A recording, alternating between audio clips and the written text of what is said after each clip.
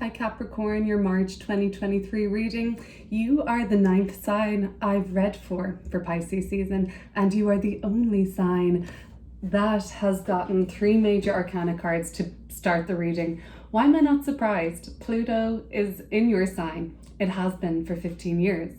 And on the 23rd of March, Pluto will leave the sign of Capricorn temporarily and enter the sign of Aquarius. This is a huge deal.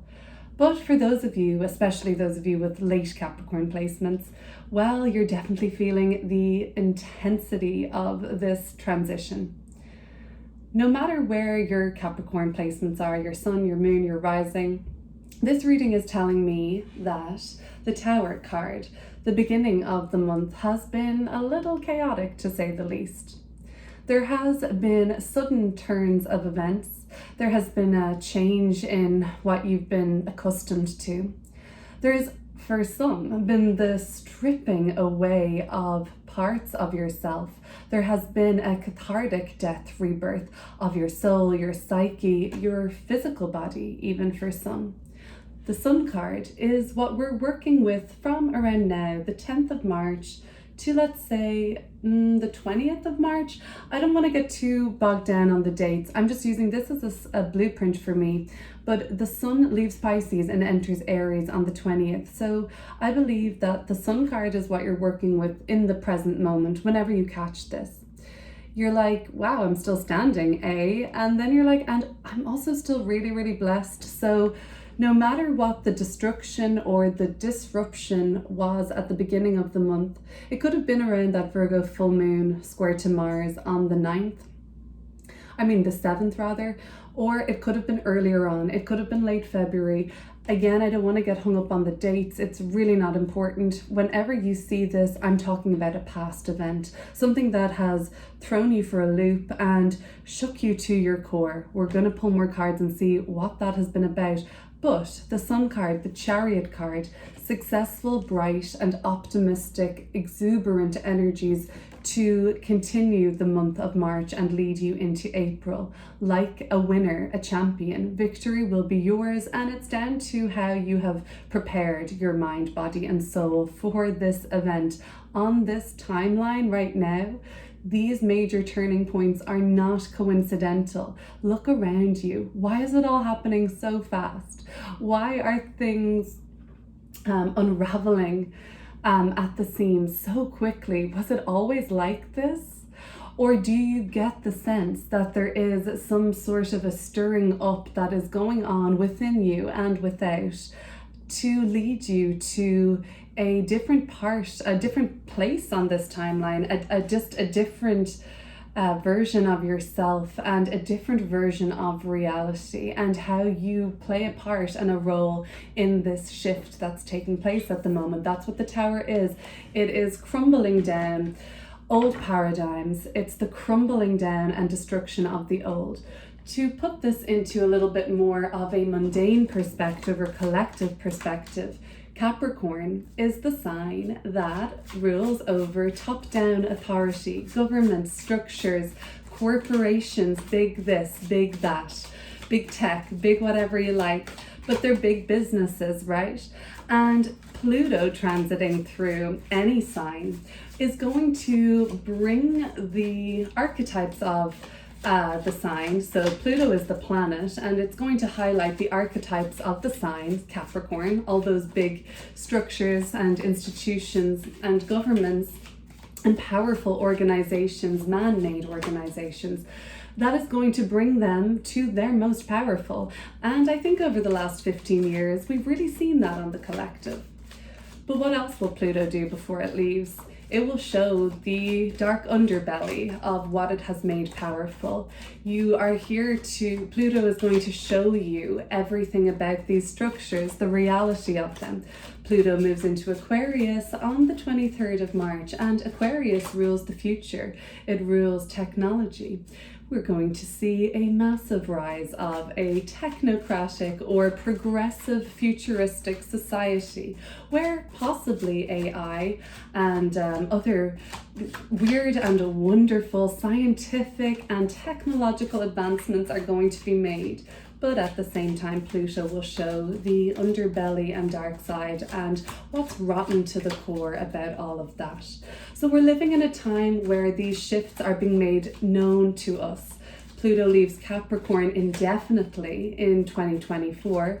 But for now, Pluto will move into Aquarius on the 23rd of March. We haven't seen this happen since the 18th century. We're in for some shifts and new paradigm shifts, I think. Let's look at the Tower card and bring it back to you personally now.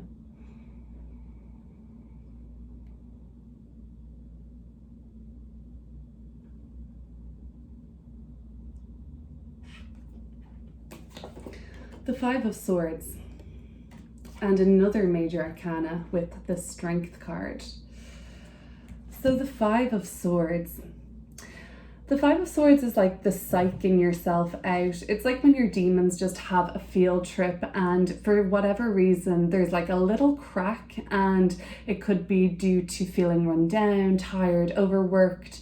It could be you being met with some person that just says some triggering shit to you, and maybe you thought you healed there, maybe you knew it was going to be like pouring salt in a wound. Either way, this person maybe didn't mean it, maybe they did, maybe they are just a malicious person, or maybe they quite innocently said something and had no idea of what your triggers are. Really, your triggers are between you and yourself. But the Five of Swords, it was like, oh, okay, I didn't know that that was still such a big deal for me. And recently the Tower card has sent you into a tailspin with the Five of Swords. It's like, oh, that really still affects me. I need to work on that. And then there's also just like any residual deep ingrained plutonic, we're talking here. We're talking about Pluto leaving Capricorn. So Pluto's leaving Capricorn, like I said, will dip back and forward until it leaves 2024 for as long as any of us will live. But it will be there to, especially for those of you with late Capricorn placements, but any Capricorn placements, it's really going to be it's the last hurrah for you. Like this, when we talk about Pluto in astrology, we're talking about the soul. So anything that needs to be purified within the soul so that it is not karmic debris moving forward for you, it's got to be purged, it's got to be cleansed, it's got to be just like, I'm seeing like these five swords just like chopped into, like it's got to be like hurt you on some level. And this is just me trying to use like the images to conjure up words. That's basically what I'm doing. And I mean, swords hurt, but it's like then they heal, the wound heals, but it's like, are you even looking at the wound? Like, how much salt do we have to pour on this wound for you to just look at it? Because as I said, Pluto is the soul. That's what it speaks to. It spans more than just this lifetime. So there could be things there that are being unrooted and uprooted within you, unresolved, unsolved traumas. This is why it hurts. It's trauma, okay? And it's here for you to see what's left to be resolved or healed. The Strength card. So you're not going to be alone in this, and you never are alone. The Strength card is here to remind you that even when the proverbial shit hits the fan, the Tower, you still have a way of overcoming, and you're an incredibly resilient person, so the Strength card says. For some of you, this is a final or one of the final tests on the grit and determination and strength of the physical body. Now, I'm not necessarily just talking about health or well-being. What I'm talking about is like how the limitations, or rather limitlessness, sometimes we can see with the physical body. You can see people pushing their physical bodies from massive one extreme to another. I'm obviously not advocating for anything like that, but I am just using that as a symbol for strength, basically, and what the body can withstand. Not that it should have to. Wouldn't it be great if things were always peaceful? But when I see the Tower card, it would be showing me that recently things have not been peaceful. But the Sun card now in the present, well, now you're still standing, the vitality, the blessings. You perhaps do feel like there is somebody with you, guiding you, helping you. There are two little cherubs up here in the corner. So usually the strength card has a lion. In this version, it has a statue of, I believe, some sort of a, I guess, mythological creature. I don't necessarily think that's a lion. It looks like a little bit more canine to me. But what does have a lion on it is this version of the Sun card. So it came up somewhere in your reading, the lion imagery. Are you being drawn to lions on prints or fabrics, or watching it on a documentary? Are you seeing lions? If not, it's obviously a theme of strength and reputation and status, and also leadership, right? Leader of the pack. That's coming through right now for you as well. Look, I am not surprised to see all these major arcana cards, Capricorn, like Pluto leaving Capricorn for at least 3 months. I think it dips back from June until November 2023. And then it moves back into Aquarius, and then kind of moves back and forth between Capricorn and Aquarius until I think November 2024. So we are just kind of, we're at the end of some sort of a massive transformation for the sign of Capricorn and anybody with Capricorn placements. Let's look at the sun and let's look at where you're at right now.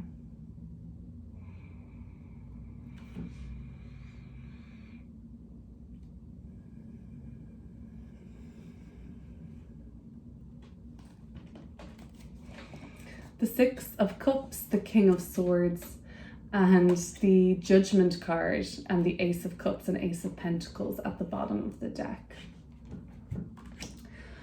So the Judgment card is actually associated with Pluto in the deck. So we're really talking about heavy hitting themes of personal and psychological, emotional, and even physical transformation in the month of March for you, Capricorn. It is not like a blink, or it's not a click of the fingers or blink of an eye. It is an undercurrent that is constantly and consistently with you.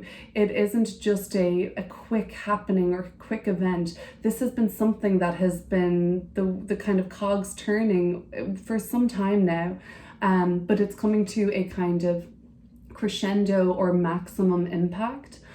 And that's the nature of Pluto transits. It's not something just like a once-off event, or this happened all of a sudden and my life was changed. No, this has been brewing and building for years and years oftentimes.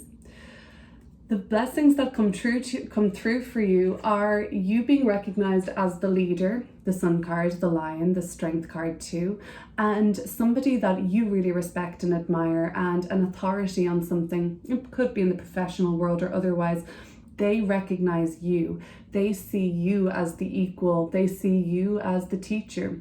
But you're on level, like there's status here, there's ranking here, and you're really on level with somebody that you always admired, or maybe you aspired towards.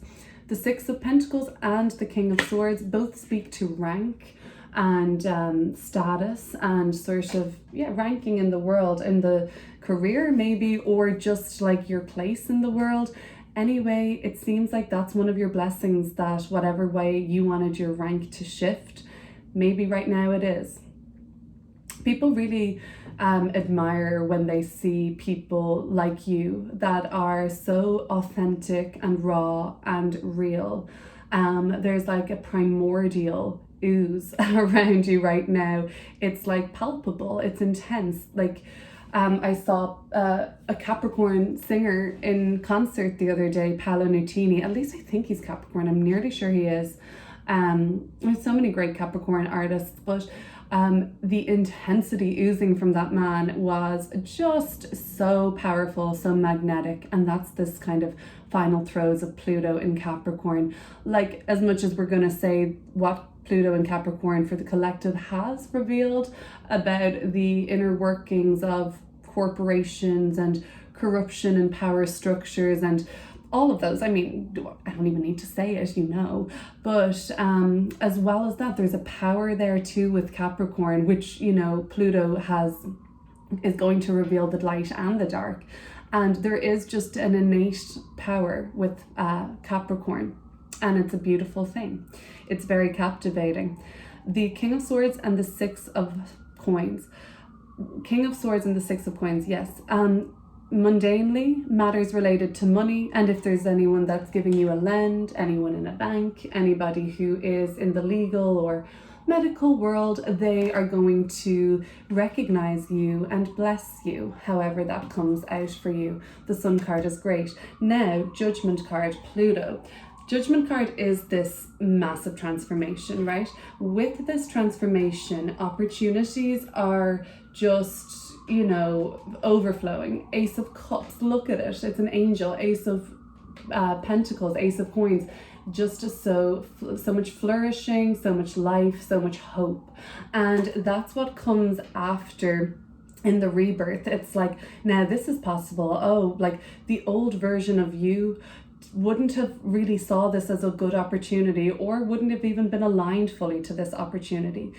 Pluto has a way of getting the soul up to speed with where it's meant to be at a certain point on the timeline of your life, so that the opportunities that were always going to be meant for you, that, dare I say, Lover's card at the bottom of the deck too, were part of a soul contract for you. Pluto has a way of getting you to that point in time for these options and written opportunities to present themselves when you're going to be ready for them. So the Chariot card, we're going to be ending the month of March and moving well into Aries season, into April at this point, with the Chariot card energy. Full power to you, Capricorn, because this is, you know, this is everything at once. It's quite intense, and like the way they've described this Chariot card, you know, we do often see a Sphinx on the Chariot. We do have one here in this version as well. And there's something about that that's so mystifying, so intriguing. Like there's not many of us that don't want to know how the Sphinx was like created, like how it was just so masterfully sculpted, or what, I don't know, like it's a mystery, I guess. The mystery of the Sphinx is coming through. So people may be mystified by you. They're like, wow, look at Capricorn still standing, still hustling, and still doing their thing. Let's look at the Chariot card, and ending March and moving into April, into Aries season. The vernal equinox on the 21st, the Aries new moon on the 21st, the Sun moves into Pisces on the 20th, Venus moves to Taurus on the 20th. Around those few days, there's just a real shift overall in the energy, and that's what I'm looking forward to, big time.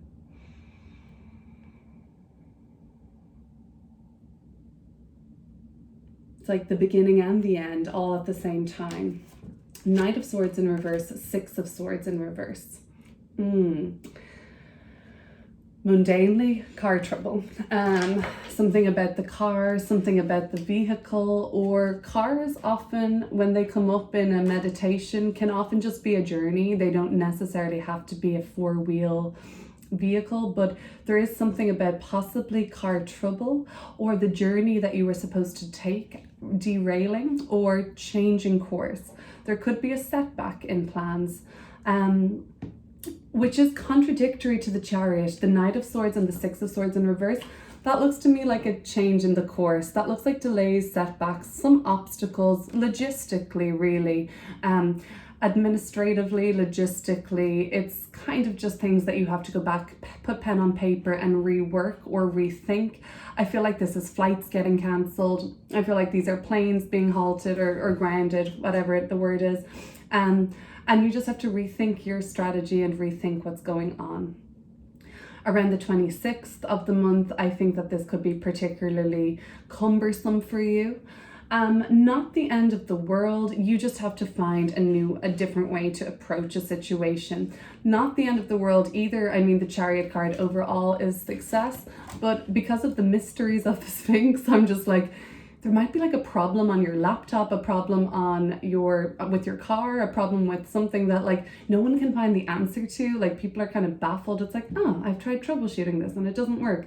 There's something about the end of the month that has everybody a bit dumbfounded and can't figure out how to solve this glitch. So yeah, that's kind of what I've got for you there. If you're dealing with a Gemini, Cancer, or Aquarius, it could come up in your personal life where like you just don't really understand what they're trying to say, nor do they understand you.